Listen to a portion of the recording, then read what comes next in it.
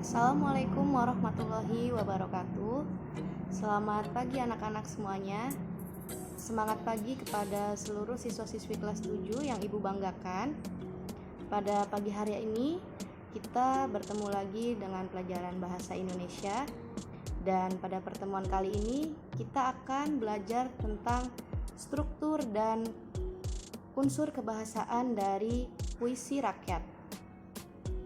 Adapun kompetensi dasar yang harus kalian capai pada pertemuan kali ini yaitu menelaah struktur dan kebahasaan puisi rakyat berupa pantun, syair, gurindam, dan sebagainya.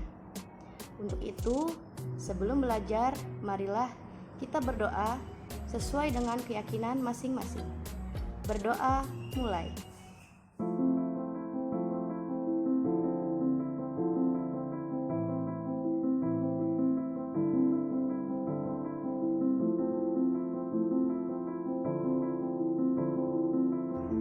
Berdoa selesai.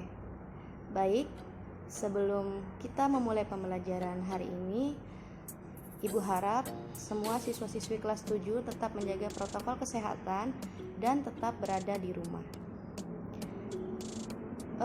Pada kesempatan kali ini kita akan belajar tentang menelaah struktur dan bahasa dari puisi rakyat. Sebelumnya, apa sih pengertian menelaah tersebut?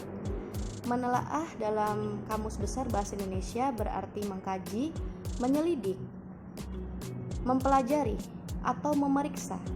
Nah, dalam pembelajaran kali ini kita akan memeriksa, mempelajari, menyelidik tentang unsur kebahasaan dan struktur dari puisi rakyat.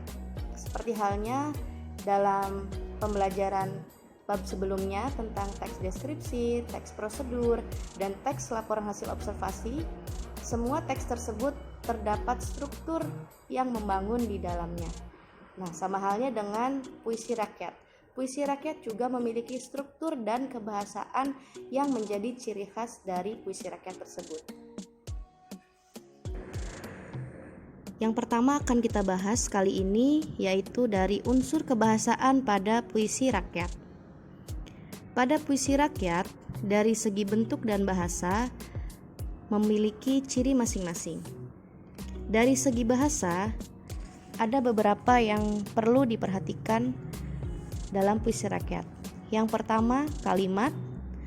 Yang kedua, konjungsi atau kata penghubung. Yang ketiga, biasanya terdapat kalimat tunggal dan kalimat majemuk. Kita bahas yang pertama dulu, yaitu kalimat. Jenis kalimat yang sering digunakan dalam struktur dan kebahasaan puisi rakyat antara lain sebagai berikut. Yang pertama, biasanya kita akan menemukan kalimat imperatif. Kalimat imperatif disebut juga kalimat perintah. Kalimat perintah di dalam puisi rakyat tersebut berisi atau bermaksud memberi perintah atau suruhan atau larangan. Bisa disebut juga kalimat larangan. Contoh dalam kalimat puisi rakyat yaitu buanglah sampah pada tempatnya. Kata buanglah di sini sebagai kalimat yang menunjukkan bahwa kalimat tersebut adalah kalimat imperatif. Contoh lainnya yaitu patuhilah selalu nasihat ibumu. Nah, itu juga termasuk kalimat imperatif karena di situ ada kata patuhilah yang merupakan bermaksud memerintahkan kepada kita untuk selalu mendengarkan nasihat ibu. Yang kedua yaitu kalimat saran. Kalimat saran berisi tentang saran kepada orang lain untuk kebaikan orang lain. Contoh dalam kalimatnya yaitu sebaiknya pikirkanlah masak-masak sebelum kau pergi lagi. Nah, di situ kalimat sarannya yaitu terletak pada kata sebaiknya. Kemudian selanjutnya yaitu kalimat ajakan. Kalimat ajakan yaitu berisi ajakan kepada orang lain untuk melakukan sesuatu perbuatan. Contoh dalam kalimatnya adalah marilah kita bersama-sama menjaga dan melestarikan bersih lingkungan. Nah, di sini ada kata marilah. Itu merupakan kalimat ajakan. Dan yang keempat yaitu kalimat seru, yang artinya kalimat yang mengungkapkan rasa hati seperti kagum, heran, senang, dan sedih. Contoh dalam kalimatnya adalah betapa sejuknya angin sore di sini. Atau bisa juga biasanya kata yang digunakan yaitu alangkah, bukan main, atau betapa. Selanjutnya ada kata penghubung atau sering disebut dengan konjungsi. Kata penghubung yang sering digunakan dalam puisi rakyat antara lain sebagai berikut. Yang pertama, kata penghubung tujuan merupakan kata penghubung modalitas yang menjelaskan maksud dan tujuan suatu acara atau tindakan. Contoh, supaya, untuk, agar, dan guna.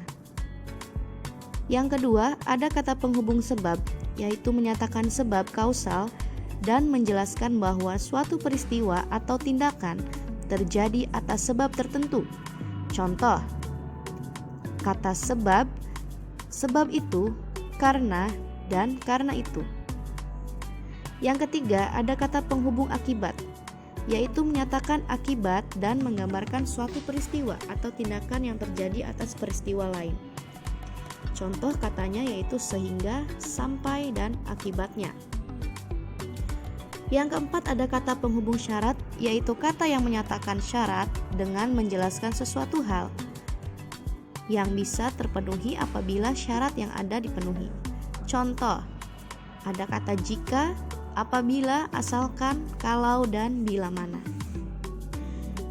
Yang kelima ada kata penghubung pertentangan, yaitu menyatakan hubungan pertentangan atau berlawanan dengan pernyataan sebelumnya. Contoh ada kata tetapi, tapi, akan tetapi, namun, dan ternyata. Selanjutnya, unsur kebahasaan dari puisi rakyat yaitu adanya kalimat tunggal dan kalimat majemuk.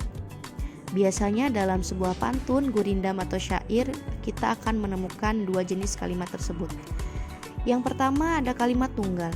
Kalimat tunggal adalah kalimat yang memiliki satu subjek dan satu predikat. Contoh, pagi-pagi saya sarapan. Kata pagi-pagi di sini berlaku sebagai keterangan waktu, sedangkan saya sebagai subjek dan sarapan sebagai predikat. Ini dinamakan kalimat tunggal. Yang kedua, contoh kalimat majemuk setara.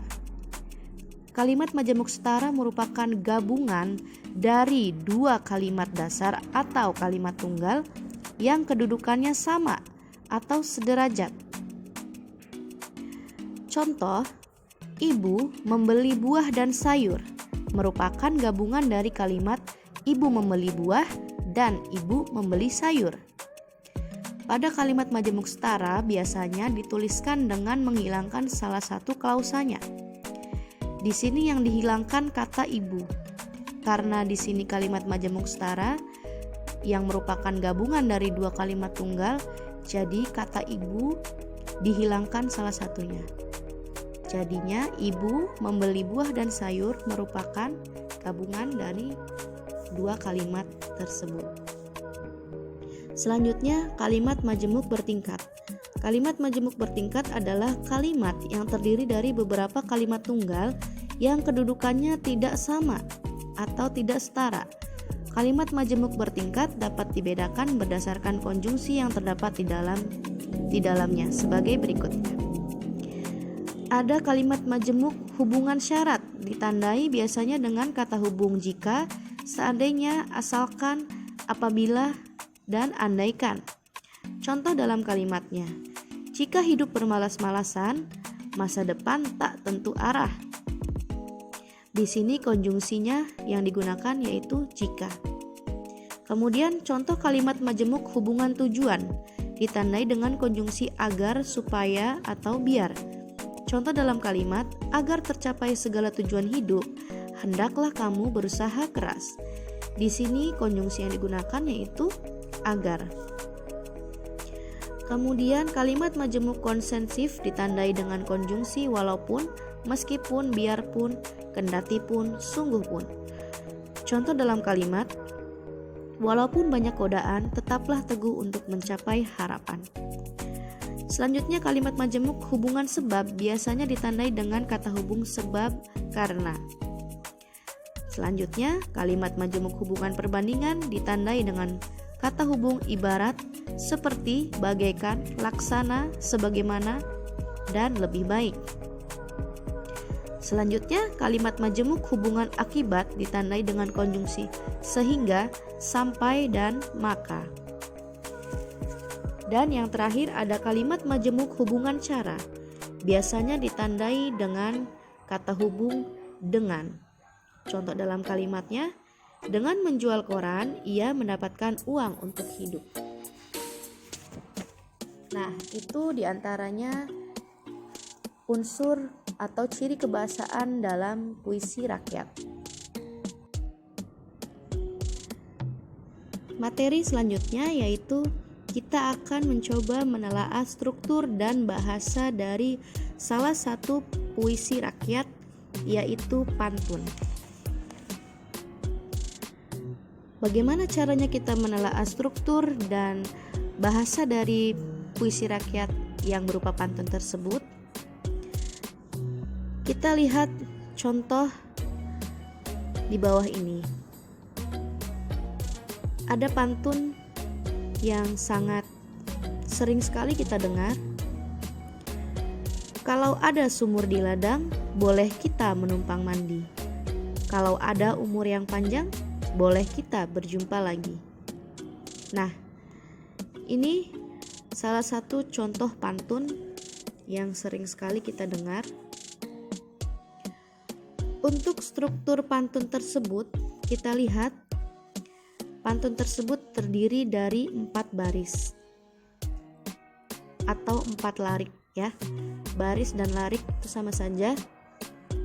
Kita lihat seperti yang kita sudah ketahui bahwa ciri-ciri pantun, larik pertama dan larik kedua itu disebut sampiran, dan larik ketiga dengan keempat disebut isi. Jadi struktur penyajian pantun tersebut adalah larik pertama dan kedua merupakan sampiran, dan larik ketiga dan keempat merupakan isi dari pantun tersebut. Kemudian dari segi makna atau isi, pada larik pertama dan kedua dengan larik ketiga dan keempat itu saling berhubungan. Kenapa saling berhubungan? Kita bisa juga melihatnya dari segi rima. Rima dalam pantun tersebut beraturan ya, yaitu GI. Dan ada bunyi yang sama di belakang katanya, yaitu kata ladang sama dengan kata panjang dan kata mandi sama dengan kata lagi. Nah, itu cirinya. Kemudian pola kalimat yang digunakan pada larik pertama dan larik kedua yaitu menggunakan kalimat pengandaian dengan pola hubungan syarat, dan pada larik kedua merupakan hasil jika syarat pada larik pertama dipenuhi dan membentuk kalimat majemuk. Kalau ada sumur di ladang, boleh kita menumpang mandi. Kalau ada umur yang panjang, boleh kita berjumpa lagi. Jadi, kalimat majemuknya dalam pantun tersebut terdapat di dalam larik ketiga dan larik keempat, yaitu kalau ada umur panjang, boleh kita berjumpa lagi. Di situ ada kata kalau. Kalau di sini merupakan kalimat konjungsi hubungan syarat yang harus dipenuhi jika ingin hasilnya yang ada di larik keempat. Jadi jika kita ingin berjumpa lagi, maka kita harus memiliki umur yang panjang. Seperti itu. Kemudian, larik ketiga dan keempat menggunakan pola repetisi atau pengulangan. Pola repetisi itu pola pengulangan ya, dari larik pertama dan kedua, yaitu penggunaan pada kalimat hubungan syarat atau kalau. Larik keempat merupakan hasil jika syarat pada larik ketiga terpenuhi dan membentuk kalimat majemuk. Seperti yang tadi sudah Ibu jelaskan, kalimat atau larik keempat itu merupakan hasil dari syarat yang diajukan pada lari ketiga. Kemudian Ibu berikan salah satu contoh lagi dari struktur bahasa Gurindam. Pada contoh berikut, apabila kelakuan baik berbudi, hidup menjadi indah tak akan merugi. Nah, dari contoh Gurindam tersebut, biasanya kita akan melihat adanya syarat dan akibat ya. Contoh di sini, apabila kelakuan baik berbudi, maka hidup menjadi indah tak akan merugi. Nah, jadi struktur Gurindam tersebut terdiri atas dua larik. Ingat ciri dari Gurindam ya, terdiri dari dua larik yang merupakan isi dan antara lariknya saling berhubungan. Larik yang pertama merupakan syarat terjadinya keadaan pada larik kedua. Nah, jika ditinjau dari jenis kalimat yang digunakan, dalam Gurindam tersebut menggunakan kalimat dengan pola hubungan syarat. Kita lihat pada larik 1 ada kata apabila, dan pada larik kedua yaitu kondisi atau keadaan jika syarat itu dilakukan. Apabila kelakuan baik berbudi, hidup menjadi indah tak akan merugi. Alhamdulillahirrabbilalamin. Pembelajaran kita pada hari ini sudah selesai. Semoga materi yang Ibu sampaikan mudah dipahami dan dicerna oleh kalian semuanya. Untuk itu, marilah kita sama-sama berdoa, doa setelah belajar. Berdoa dimulai.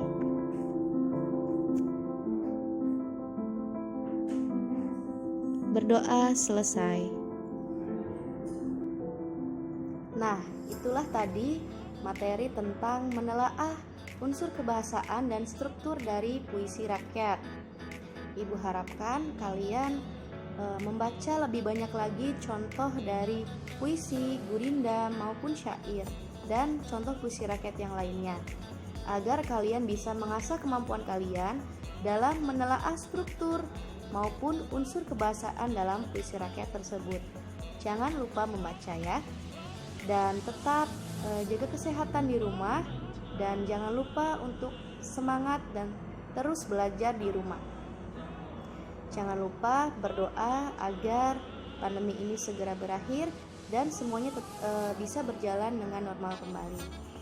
Itu saja yang bisa Ibu sampaikan pada pertemuan kali ini. Jangan lupa cari contoh-contoh puisi rakyat dan silahkan kalian telaah unsur kebahasaan dan struktur dari puisi rakyat yang kalian baca atau yang kalian dengar. Terima kasih atas perhatiannya. Ibu akhiri, wassalamualaikum warahmatullahi wabarakatuh. Tetap semangat.